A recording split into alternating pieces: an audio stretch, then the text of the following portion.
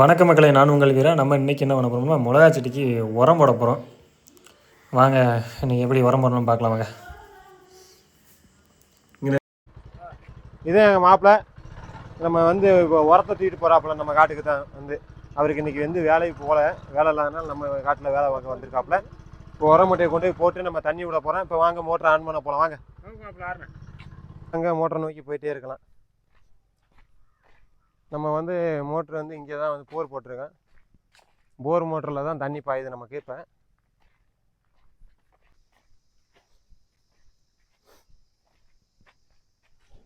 பாருங்க, இந்த இடம் தான் நம்ம இப்போ மோட்டர் ஸ்டார்ட் பண்ண போகிறோம்.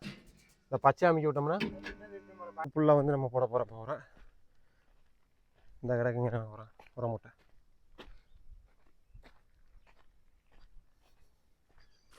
இந்த பார்த்தீங்கன்னா உரங்க அம்மா கரைச்சிட்ருக்கு. ஏன் இதுலேயே கரைச்சிடும்னா, தண்ணி வழியாக கரைச்சிட்டோம்னா எல்லா செடிக்கும் டக்குன்னு எடுத்துக்கிறோம் உரம். எந்த செடிக்கும் மிஸ் ஆகாமல் உரம் சப்ளை ஆகிரும். தண்ணி வழியாக போகிறனால எல்லாத்துக்கும் ஈஸியாக சப்ளை ஆகும். 1-2 அதில் போட்டுருக்கேன். கொஞ்சம் முன்னாடியே தண்ணியை விட்டுட்டேன்.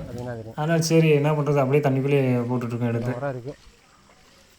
நம்ம இன்றைக்கி போடுற உரம் பார்த்தீங்கன்னா NPK, நைட்ரஜன், பொட்டாசியம், பாஸ்பரஸ் பார்த்தீங்களா, அந்த உரம் தான். வேர்பூச்சி விழுந்து போச்சு நண்பா, இதனால் செத்துருச்சு. இதை நாங்கள் அந்த வேர்பூச்சிக்கு மருந்து வாங்கிட்டு வந்திருக்கோம். அதையும் ஊற்றி கொண்டுருவோம். அதையும் இப்போ இங்கே தண்ணி நிப்பாட்டி போய் ஆச்சிக்கிட்டு இருக்கேன். தண்ணி போயிட்டுருக்கு.